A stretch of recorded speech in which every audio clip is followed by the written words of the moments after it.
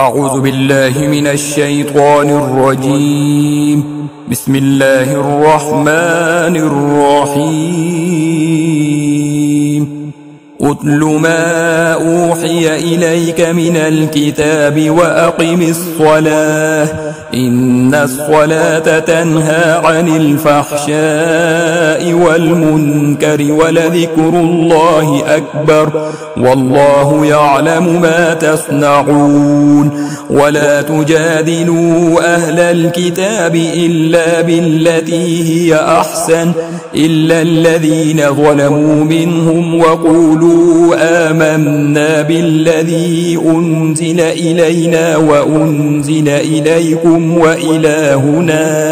وإلهنا وإلهكم واحد ونحن له مسلمون. وكذلك أنزلنا إليك الكتاب فالذين آتيناهم الكتاب يؤمنون به ومن هؤلاء من يؤمن به وما يجحد بآياتنا إلا الكافرون. وما كنت تتلو من قبله من كتاب ولا تخطه بيمينك إذا لارتاب المبطلون بل هو آيات بينات في صدور الذين أوتوا العلم وما يجحد بآياتنا إلا الظالمون. وقالوا لولا أنزل عليه آيات من ربه قل إنما الآيات عند الله وإنما أنا نذير مبين. أولم يكفهم أنا أنزلنا عليك الكتاب يتلى عليهم إن في ذلك لرحمة وذكرى لقوم يؤمنون. قل كفى بالله بيني وبينكم شهيدا يعلم ما في السماوات والأرض والذين آمنوا بالباطل وكفروا بالله أولئك هم الخاسرون. ويستعجلونك بالعذاب ولولا أجل مسمى لجاءهم العذاب وليأتينهم بغتة وهم لا يشعرون. يستعجلونك بالعذاب وإن جهنم لمحيطة بالكافرين يوم يغشاهم العذاب من فوقهم ومن تحت أرجلهم ويقول ذوقوا ما كنتم تعملون. يا عبادي الذين آمنوا إن أرضي واسعة فإياي فاعبدون. كل نفس ذائقة الموت ثم إلينا ترجعون. والذين آمنوا وعملوا الصالحات لنبوئنهم من الجنة غرفا تجري من تحتها الأنهار خالدين فيها نعم أجر العاملين الذين صبروا وعلى ربهم يتوكلون. وكأي من دابة لا تحمل رزقها الله يرزقها وإياكم ولئن سألتهم من خلق السماوات والأرض وسخر الشمس والقمر ليقولن الله فأنى يؤفكون. الله يبسط الرزق لمن يشاء من عباده ويقدر له إن الله بكل شيء عليم. ولئن سألتهم من نزل من السماء ماء فأحيا به الأرض من بعد موتها ليقولن الله قل الحمد لله بل أكثرهم لا يعقلون. وما هذه الحياة الدنيا إلا لهو ولعب وإن الدار الآخرة لهي الحيوان لو كانوا يعلمون. فإذا ركبوا في الفلك دعوا الله مخلصين له الدين فلما نجاهم إلى البر إذا هم يشركون ليكفروا بما آتيناهم وليتمتعوا فسوف يعلمون أولم يروا أنا جعلنا حرما آمنا ويتخطف الناس من حولهم أفبالباطل يؤمنون وبنعمة الله يكفرون ومن أظلم ممن افترى على الله كذبا أو كذب بالحق لما جاءه أليس في جهنم مثوى للكافرين والذين جاهدوا فينا لنهدينهم سبلنا وإن الله لمع المحسنين بسم الله الرحمن الرحيم ألف لام ميم غلبت الروم في أدنى الأرض وهم من بعد غلبهم سيغلبون في بضع سنين لله الأمر من قبل ومن بعد ويومئذ يفرح المؤمنون بنصر الله ينصر من يشاء وهو العزيز الرحيم وعد الله لا يخلف الله وعده ولكن أكثر الناس لا يعلمون ظاهرا من الحياة الدنيا وهم عن الآخرة هم غافلون أولم يتفكروا في أنفسهم ما خلق الله السماوات والأرض وما بينهما إلا بالحق وأجل مسمى وإن كثيرا من الناس بلقاء ربهم لكافرون أولم يسيروا في الأرض فينظروا كيف كان عاقبة الذين من قبلهم كانوا أشد منهم قوة وأساروا الأرض وعمروها أكثر مما عمروها وجاءتهم رسلهم بالبينات فما كان الله ليظلمهم ولكن كانوا أنفسهم يظلمون ثم كان عاقبة الذين أساءوا السوء أن كذبوا بآيات الله وكانوا بها يستهزئون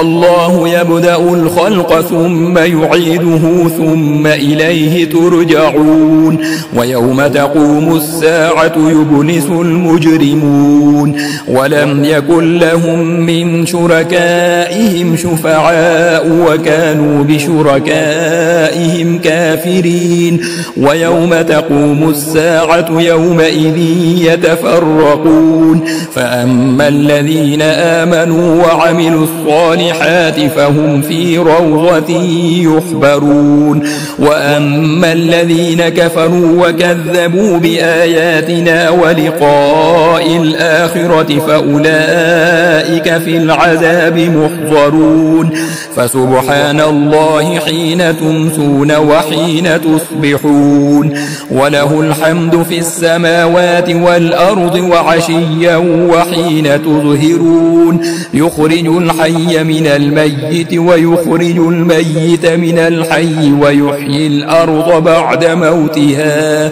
وكذلك تخرجون ومن آياته أن خلقكم من تراب ثم إذا أنتم بشر تنتشرون ومن آياته أن خلق لكم من أنفسكم أزواجا لتسكنوا إليها وجعل بينكم مودة ورحمة إن في ذلك لآيات لقوم يتفكرون ومن آياته خلق السماوات والأرض واختلاف ألسنتكم وألوانكم إن في ذلك لآيات للعالمين ومن آياته منامكم بالليل والنهار وابتغاؤكم من فضله إن في ذلك لآيات لقوم يسمعون ومن آياته يريكم البرق خوفا وطمعا وينزل من السماء ماء فيحيي به الأرض بعد موتها إن في ذلك لآيات لقوم يعقلون ومن آياته أن تقوم السماء والأرض بأمره ثم إذا دعاكم دعوة من الأرض إذا أنتم تخرجون وله من في السماوات والأرض كل له قانتون وهو الذي يبدأ الخلق ثم يعيده وهو أهون عليه وله المثل الأعلى في السماوات والأرض وهو العزيز الحكيم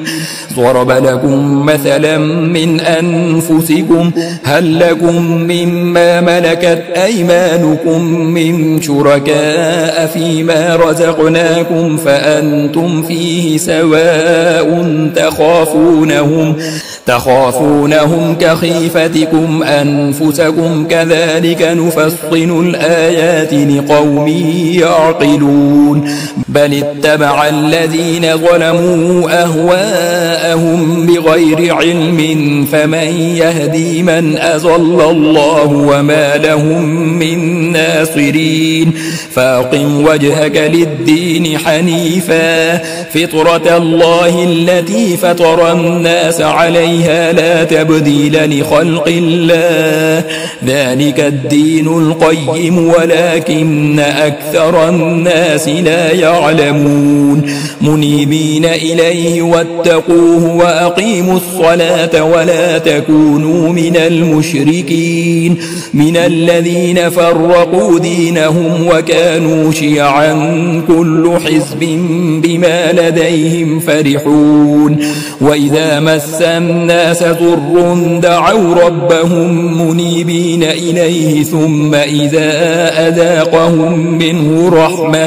منه رحمة إذا فريق منهم بربهم يشركون ليكفروا بما آتيناهم فتمتعوا فسوف تعلمون أم أنزلنا عليهم سلطانا فهو يتكلم بما كانوا به يشركون وإذا أذقنا الناس رحمة فرحوا بها وإن تصبهم سيئة بما قدمت أيديهم إذا هم يقنطون أولم يروا أن الله يبسط الرزق لمن يشاء ويقدر إن في ذلك لآيات لقوم يؤمنون فآت ذا القربى حقه والمسكين وابن السبيل ذلك خير للذين يريدون وجه الله وأولئك هم المفلحون وما آتيتم من ربا ليربو في أموال الناس فلا يربو عند الله وما آتيتم من زكاة تريدون وجه الله فأولئك هم المضعفون الله الذي خلقكم ثم رزقكم ثم يميتكم ثم يحييكم هل من شركائكم من يفعل من ذلكم من شيء سبحانه وتعالى عما يشركون ظهر الفساد في البر والبحر بما كسبت أيدي الناس ليذيقهم بعض الذي عملوا لعلهم يرجعون قل سيروا في الأرض فانظروا كيف كان عاقبة الذين من قبل كان أكثرهم مشركين فأقم وجهك للدين القيم من قبل أن يأتي يوم لا مرد له من الله يومئذ يصدعون من كفر فعليه كفره ومن عمل صالحا فلأنفسهم يمهدون ليجزي الذين آمنوا وعملوا الصالحات من فضله إنه لا يحب الكافرين ومن آياته أن يرسل الرياح مبشرات وليذيقكم من رحمته ولتجري الفلك بأمره ولتبتغوا من فضله ولعلكم تشكرون. ولقد أرسلنا من قبلك رسلا إلى قومهم فجاءوهم بالبينات فانتقمنا من الذين أجرموا وكان حقا علينا نصر المؤمنين. الله الذي يرسل الرياح فتثير سحابا فيبسطه في السماء كيف يشاء ويجعله كسفا فترى الودق يخرج من خلاله فإذا أصاب به من يشاء من عباده إذا هم يستبشرون. وإن كانوا من قبل أن ينزل عليهم من قبله لمبلسين فانظر إلى آثار رحمة الله كيف يحيي الأرض بعد موتها إن ذلك لمحيي الموتى وهو على كل شيء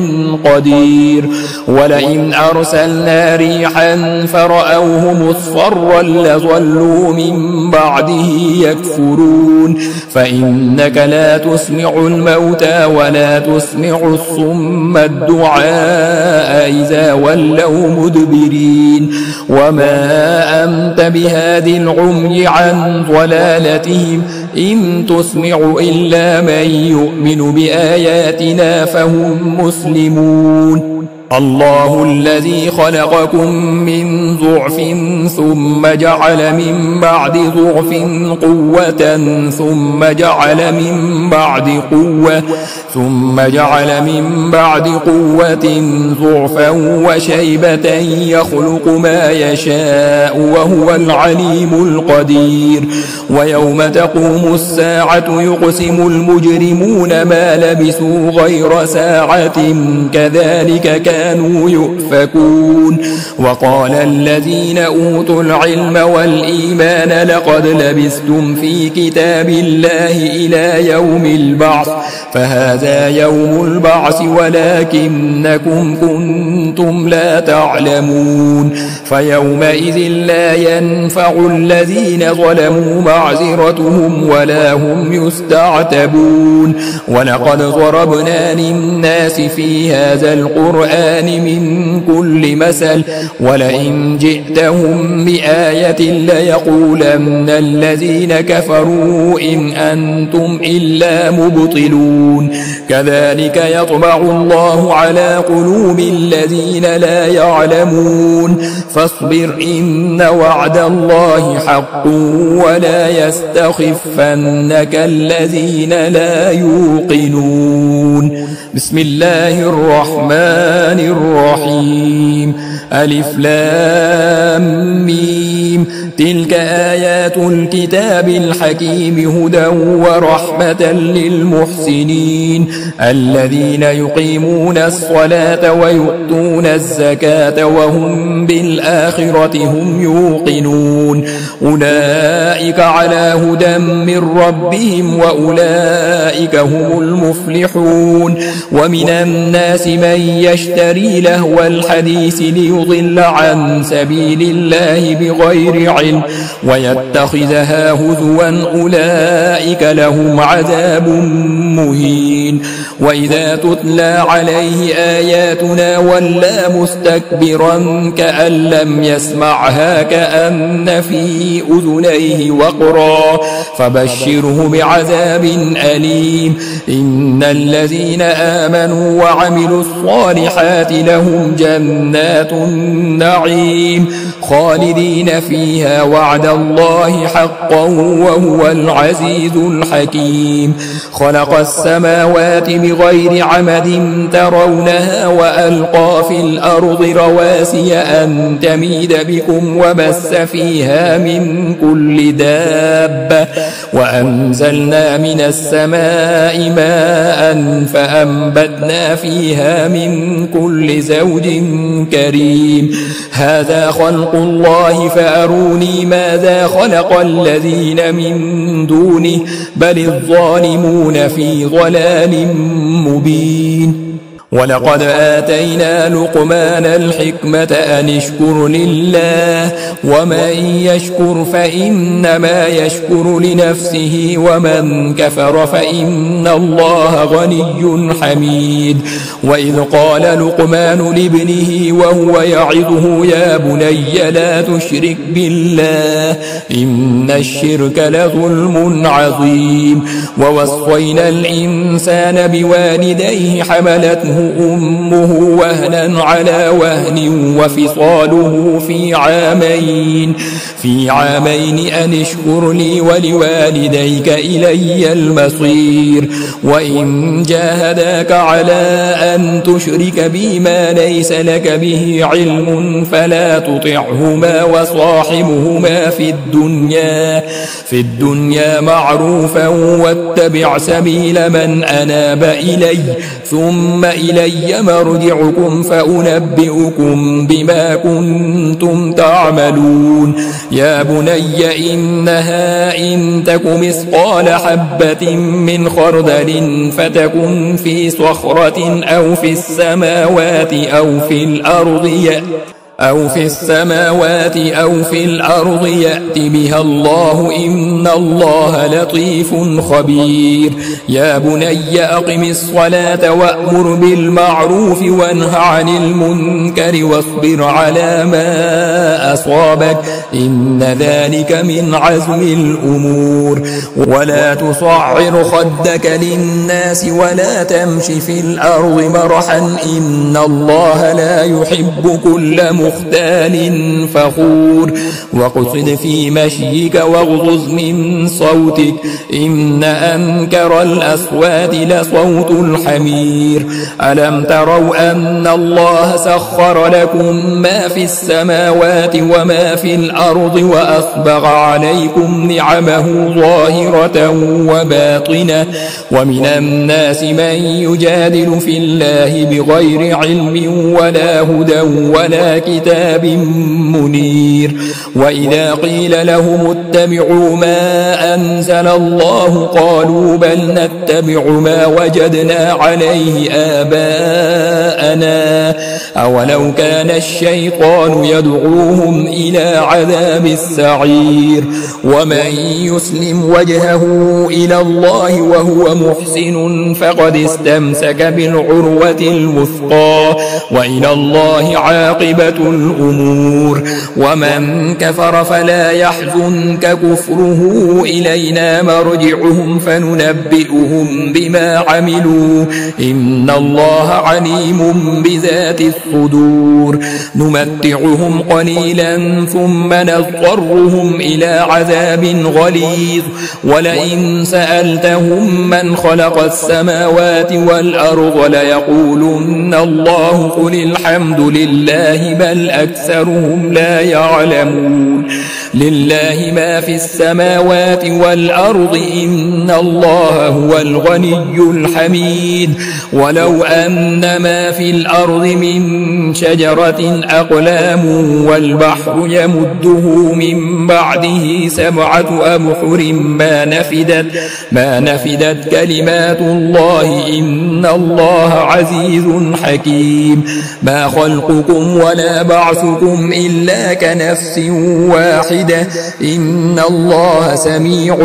بصير ألم تر أن الله يولج الليل في النهار ويولج النهار في الليل وسخر الشمس والقمر كل يجري إلى أجل مسمى وأن الله بما تعملون خبير ذلك بأن الله هو الحق وأن ما يدعون من دونه الباطل وأن الله هو العلي الكبير ألم تر أن الفلك تجري في البحر بنعمة الله ليريكم من آياته إن في ذلك لآيات لكل صبار شكور وإذا غشيهم موج كالظلل دعوا الله مخلصين له الدين فلما نجاهم إلى البر فمنهم مقتصد وما يجحد بآياتنا إلا كل ختار كفور. يا أيها الناس اتقوا ربكم واخشوا يوما لا يجزي والد عن ولده ولا مولود هو جاز عن والده شيئا إن وعد الله حق فلا تغرنكم الحياة الدنيا ولا يغرنكم بالله الغرور. إن الله عنده علم الساعة وينزل الغيث ويعلم ما في الأرحام وما تدري نفس ماذا تكسب غدا وما تدري نفس بأي أرض تموت إن الله عليم خبير. بسم الله الرحمن الرحيم. ألف لام ميم. تنزيل الكتاب لا ريب فيه من رب العالمين. أم يقولون افتراه بل هو الحق من ربك لتنذر قوما ما أتاهم من نذير من قبلك لعلهم يهتدون. الله الذي خلق السماوات والأرض وما بينهما في 6 أيام ثم استوى على العرش ما لكم من دونه من ولي ولا شفيع أفلا تتذكرون. يدبر الأمر من السماء إلى الأرض ثم يعرج إليه في يوم كان مقداره 1000 سنة مما تعدون. ذلك عالم الغيب والشهادة العزيز الرحيم. الذي أحسن كل شيء خلقه وبدأ خلق الإنسان من طين ثم جعل نسله من سلالة من ماء مهين ثم سواه ونفخ فيه من روحه وجعل لكم السمع والأبصار والأفئدة قليلا ما تشكرون. وقالوا أإذا ضللنا في الأرض أإنا لفي خلق جديد بل هم بلقاء ربهم كافرون. قل يتوفاكم ملك الموت الذي وكل بكم ثم إلى ربكم ترجعون. ولو ترى إذ المجرمون ناكثوا رؤوسهم عند ربهم ربنا أبصرنا وسمعنا فارجعنا نعمل صالحا إنا موقنون. ولو شئنا لآتينا كل نفس هداها ولكن حق القول مني لأملأن جهنم من الجنة والناس أجمعين. فذوقوا بما نسيتم لقاء يومكم هذا إنا نسيناكم وذوقوا عذاب الخلد بما كنتم تعملون. إنما يؤمن بآياتنا الذين إذا ذكروا بها خروا سجدا وسبحوا بحمد ربهم وهم لا يستكبرون. تتجافى جنوبهم عن المضاجع يدعون ربهم خوفا وطمعا ومما رزقناهم ينفقون. فلا تعلم نفس ما أخفي لهم من قرة أعين جزاء بما كانوا يعملون. أفمن كان مؤمنا كمن كان فاسقا لا يستوون. أما الذين آمنوا وعملوا الصالحات فلهم جنات المأوى نزلا بما كانوا يعملون. وأما الذين فسقوا فمأواهم النار كلما أرادوا أن يخرجوا منها أعيدوا فيها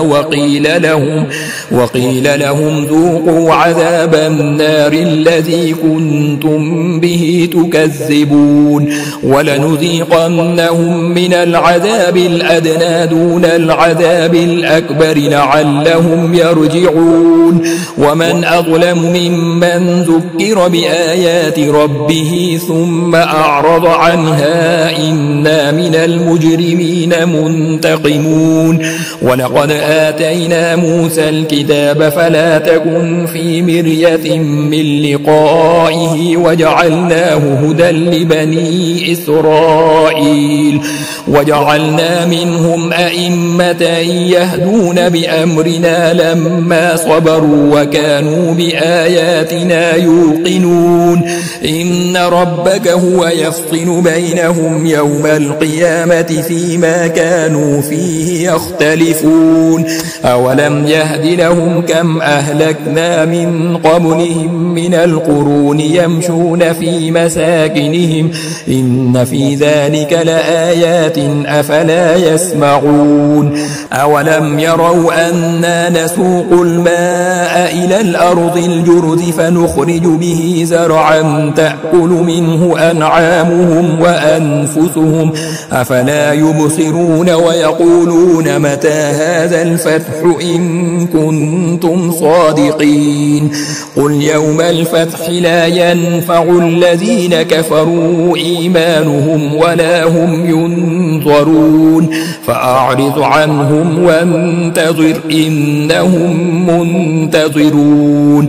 بسم الله الرحمن الرحيم يا أيها النبي اتق الله ولا تطع الكافرين والمنافقين إن الله كان عليما حكيما واتبع ما يوحى إليك من ربك إن الله كان بما تعملون خبيرا وتوكل على الله وكفى بالله وكيلا ما جعل الله لرجل من قلبين في جوفه وما جعل أزواجكم اللائي تظاهرون منهن أمهاتكم وما جعل أدعياءكم أبناءكم ذلكم قولكم بأفواهكم والله يقول الحق وهو يهدي السبيل ادعوهم لآبائهم هو أقسط عند الله فإن لم تعلموا آباءهم فإخوانكم في الدين ومواليكم وليس عليكم جناح فيما أخطأتم به ولكن ما تعمدت قلوبكم وكان الله غفورا رحيما النبي أولى بالمؤمنين من أنفسهم وأزواجه أمهاتهم وأولو الأرحام بعضهم أولى ببعض في كتاب الله من المؤمنين والمهاجرين إلا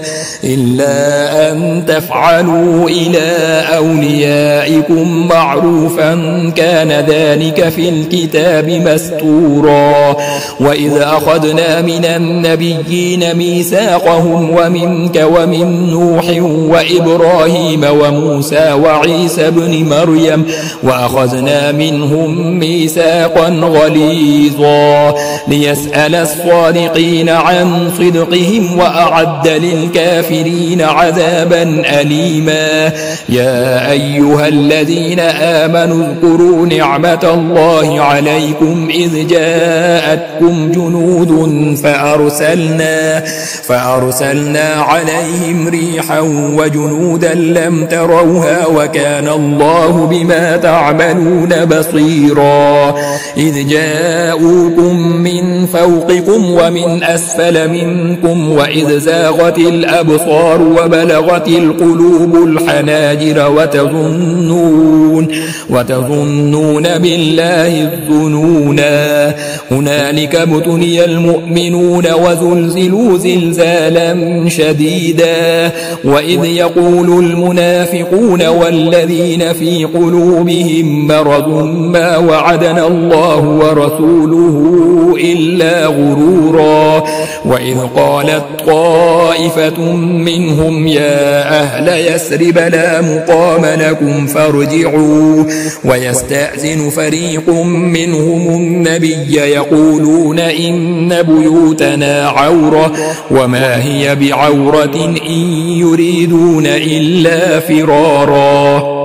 ولو دخلت عليهم من أقطارها ثم سئلوا الفتنة لآتوها وما تلبثوا بها إلا يسيرا ولقد كانوا عاهدوا الله من قبل لا يولون الأدبار وكان عهد الله مسؤولا قل لن ينفعكم الفرار إن فررتم من الموت أو القتل وإذا لا تمتعون إلا قليلا قل من ذا الذي يعصمكم من الله إن أراد بكم سوءا أو أراد بكم رحمة ولا يجدون لهم من دون الله وليا ولا نصيرا قد يعلم الله المعوقين منكم والقائلين لإخوانهم هلم إلينا ولا يأتون البأس إلا قليلا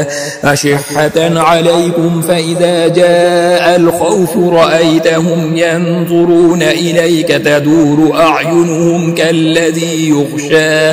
كالذي يغشى عليه من الموت فإذا ذهب الخوف سلقوكم بألسنة حداد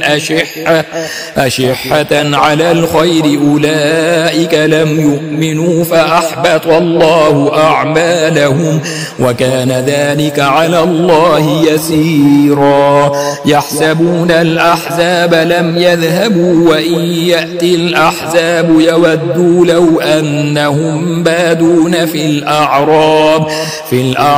يسألون عن أنبائكم ولو كانوا فيكم ما قاتلوا إلا قليلا لقد كان لكم في رسول الله أسوة حسنة لمن كان يرجو الله واليوم الآخر وذكر الله كثيرا ولما رأى المؤمنون الأحزاب قالوا هذا ما وعدنا الله ورسوله وصدق الله ورسوله وما زادهم إلا إيمانا وتسليما من المؤمنين رجال صدقوا ما عاهدوا الله عليه فمنهم من قضى نحبه ومنهم من ينتظر وما بدلوا تبديلا ليجزي الله الصادقين بصدقهم ويعذب المنافقين إن شاء أو يتوب عليهم إن الله كان غفورا رحيما ورد الله الذين كفروا بغيظهم لم ينالوا خيرا وكفى الله المؤمنين القتال وكان الله قويا عزيزا وأنزل الذين ظاهروهم من أهل الكتاب من صياصيهم وقذف في قلوبهم الرعب فريقا تقتلون وتأسرون فريقا وأورثكم أرضهم وديارهم وأموالهم وأرضا لم تطئوها وكان الله على كل شيء قديرا يا أيها النبي قل لأزواجك إن كنتن تردن الحياة الدنيا وزينتها فتعالين أمتعكن وأسرحكن سراحا جميلا وإن كنتن تردن الله ورسوله والدار الآخرة فإن الله أعد للمحسنات منكن أجرا عظيما يا نساء النبي من يأت منكن بفاحشة مبينة يضاعف لها العذاب ضعفين وكان ذلك على الله